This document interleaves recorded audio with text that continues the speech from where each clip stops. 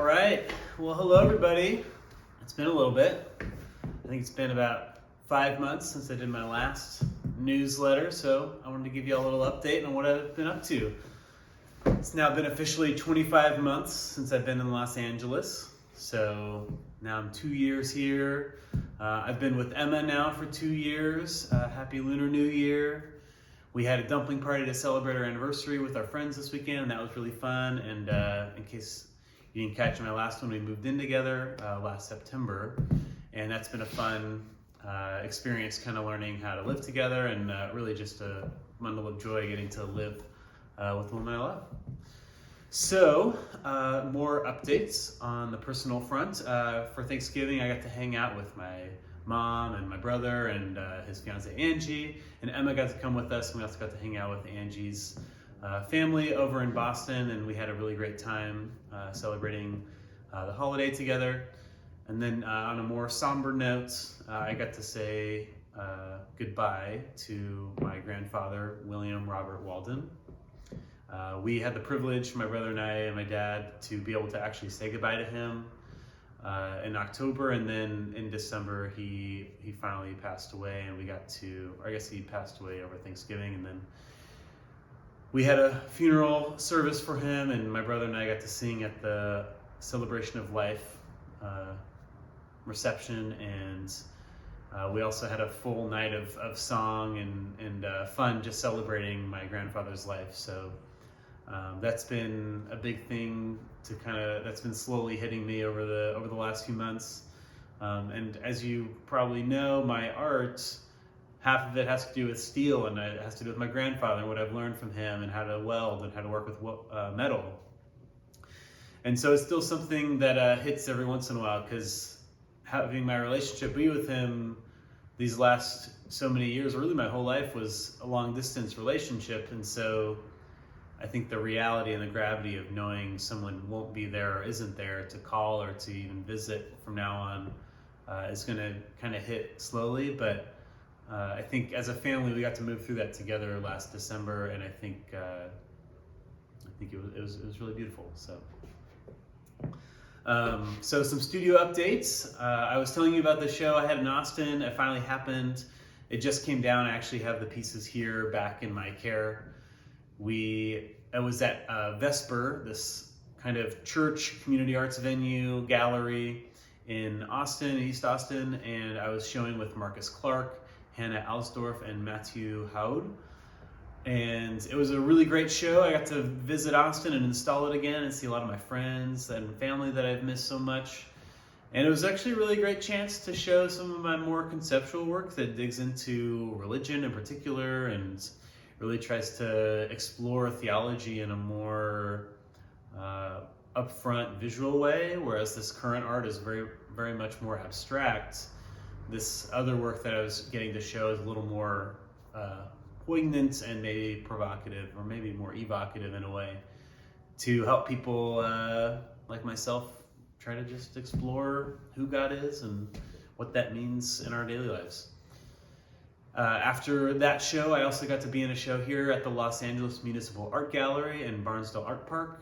I got to show with Emma. It's the first time we've shown together, as well as our friend Mary, and also 197 other LA artists. It was this crazy, every year for the last 70 years, they've had this open call show that whoever's the first 200 people that fit their criteria get to be in the show. So it was really fun, like getting to wait in line and give them my art and Emma's art, and then going to the opening itself was just crazy. Just so many people. I mean, 200 artists, friends and family. I don't even know how many people were there, but it was so hot. It wasn't even that hot outside, but it was really hot in the gallery, and very overwhelming, because they had 200 pieces of art throughout the gallery. And it's big, but it's not that big. But it's been a real privilege getting to be in that show, and so that's coming down next month. That's been really fun to be a part of. I was also part of the IKEA residency, which my friends Zoe and Mary put on, where I get connected with another artist, and we let IKEA in Burbank be our studio for a month. So I got to be connected with an artist named Krista Villatoro. She's currently a grad student at UCLA, and we've become friends, and we are actually working on a show a collaboration for the IKEA residency show, which is going to be in April. So if you happen to be in LA in April, let me know. I'd love to show you the show. It's still coming together. I'm actually going to be meeting with Krista after this to kind of solidify some of the details of the piece. But it's been really fun just exploring. I love collaborating. It's just a chance to get to know somebody in a new way, but particularly just how we work is so different, and getting to explore how that makes my creativity expand. And so you're gonna want to see that show. It's gonna be great. Another update in my studio. You can't really see it right here, but I actually decided to, Anthony, my studio mate, offered if he took my studio space, I could get a drop in my rate for my studio rate. So I've moved everything into the studio space. So now that whole wall is kind of a storage wall with lots of shelves, and it's really filled up to the brim, but that's really helping me make sure that I can keep this studio here in Los Angeles. And he's been a real great guy to work with, and he actually just had his solo show, so it was really fun going to support him in that. And I love that we have this friendship and this mutual relationship where we're both trying to help each other out all the time. Whether that's moving things in the studio, or having him help me with some of the rent a little bit by exchanging for some space. So he's been my closest and fastest friend since moving to Los Angeles, and I'm really grateful for him. So Anthony Miserandino, you can check him out. His work is incredible. Also at the beginning of this month, I got to go to Seattle again to go work on the Interloper art book. So my collaborator Elle, she's in North Carolina, and I'm in Los Angeles. We flew to Seattle to meet with our other collaborator, Razia, where we got to work on the art book. This is going to be a book all about all the work that we did together in 2021 in Seattle with Interloper, which was a network of curated exhibitions, as well as a podcast and conversations and in-person events. And we've been meaning to just put it all together into something so that we can remember, but also other people can know what we did. And it'll be a really great material thing that we can hand to people and be like, hey, this is like some really cool, awesome stuff that we've done, and we'd love to do more of it. So help us do that. So that's been really fun working on this Interloper art book.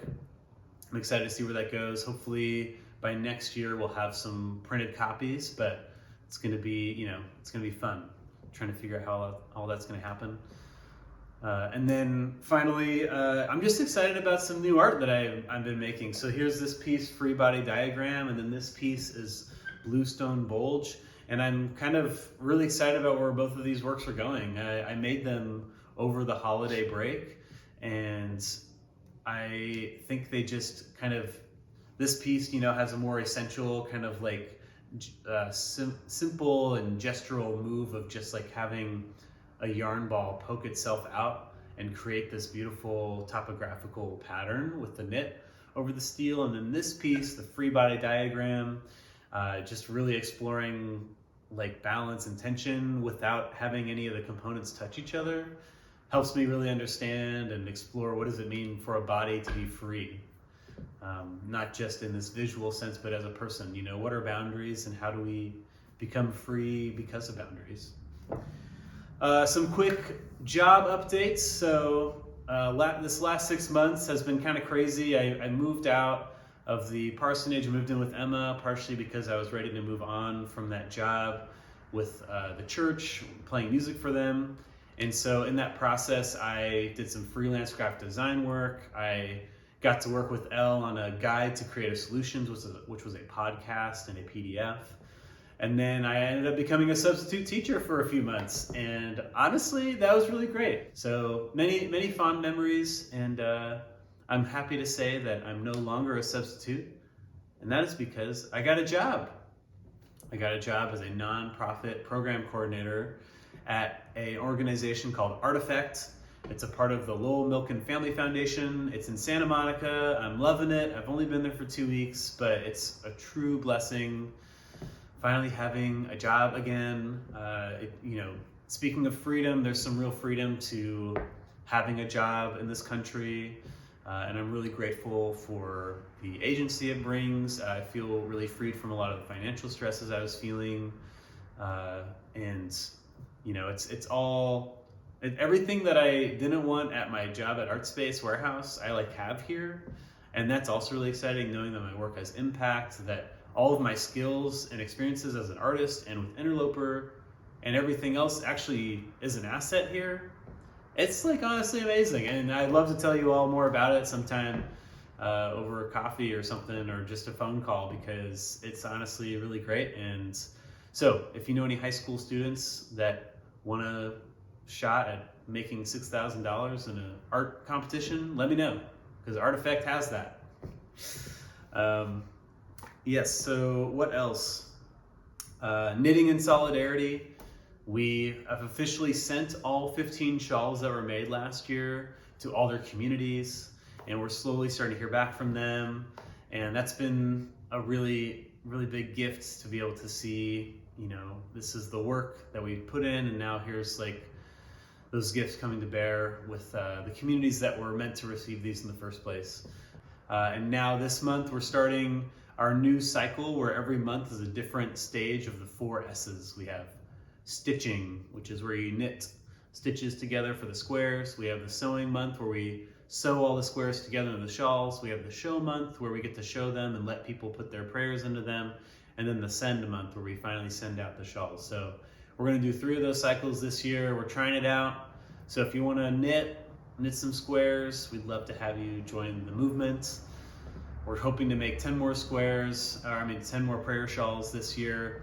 You can go to our website. I'll put a link in the email. Art Propeller is another project I have. I don't know if I told you all about it, but Art Propeller is, if you go to artpropeller.com, it propels you to a random artist, and now I have 200 artists in the roster.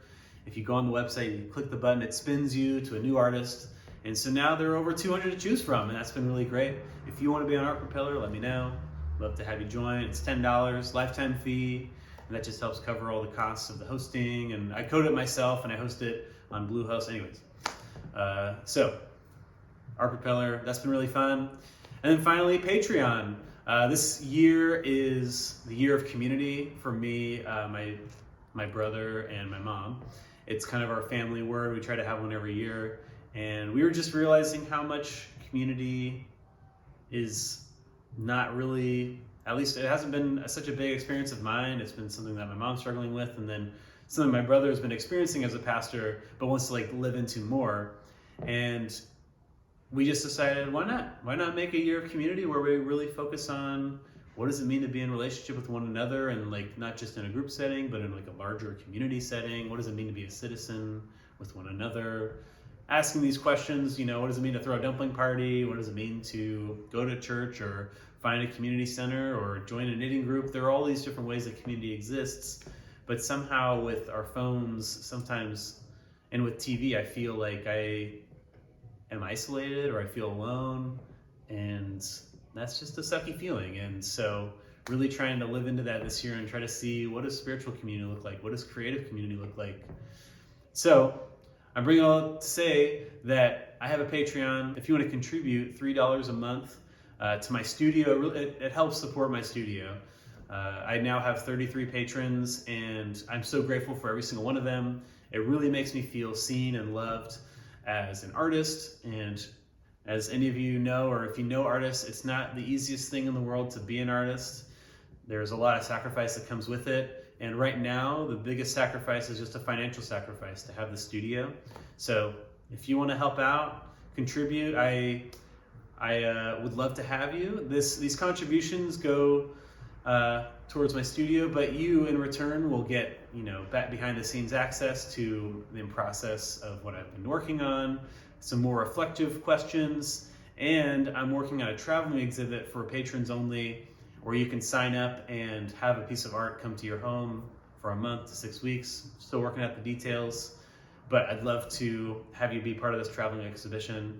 And it's kind of like a Flat Stanley thing where the piece kind of roams around the US through the postal system. And yeah, I'd love to just have people have a material interaction with my work, because even though I'm in Los Angeles, most of my family and friends are not in Los Angeles. And so you don't ever get to see or feel or touch the work that I've been working on, and I'd love for you to be able to do that. So anyways, that is my 25 months in Los Angeles. If you listen to all this, you're amazing. Yeah, I'm so grateful for you and for all of my community and friends that are in Los Angeles and beyond. Yeah, I just feel very loved, and I hope that you feel loved as well, and that you can find gratitude for whatever creativity and curiosity you're finding yourself in this week. Anyways, Happy New Year, Happy February, and I'll catch you on the flippy flippy.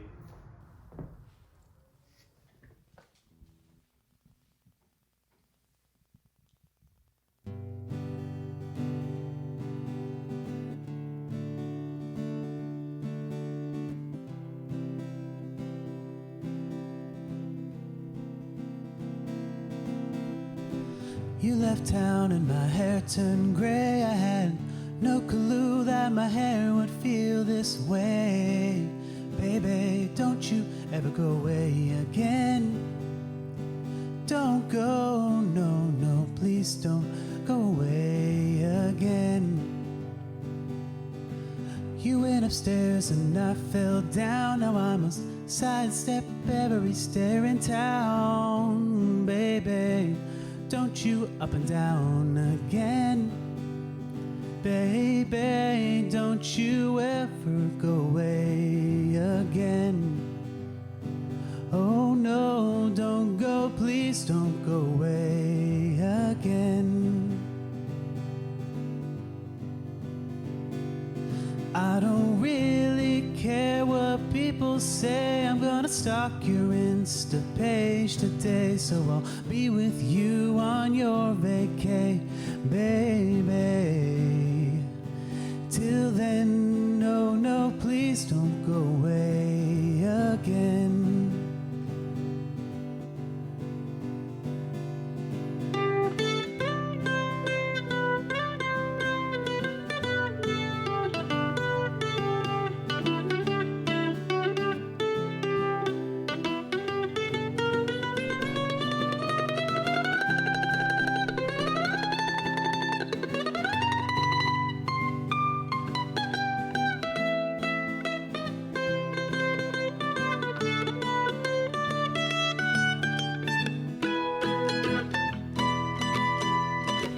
You have freckles, I'm one big rash. You have buckets, I've run out of cash. I'm not sure I'll have reserves to last.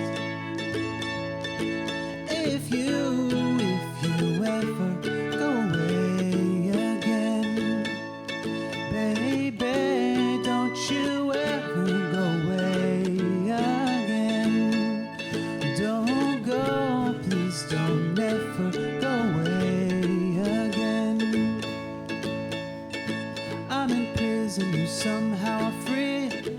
You announced in court you don't want me. The judge sent me upriver in the rain. Told me, don't you ever contact her again. Don't act crazy, stay away, your obsession's a sin. Learn your lesson while you're in the pen. And don't you ever love this way again. I don't really care what people say. I'm gonna stalk your Insta page today, so I'll be with you on your vacay, baby. Till then, no, no, please don't go away again. You left town and my hair turned gray. I had no clue that my hair would feel this way.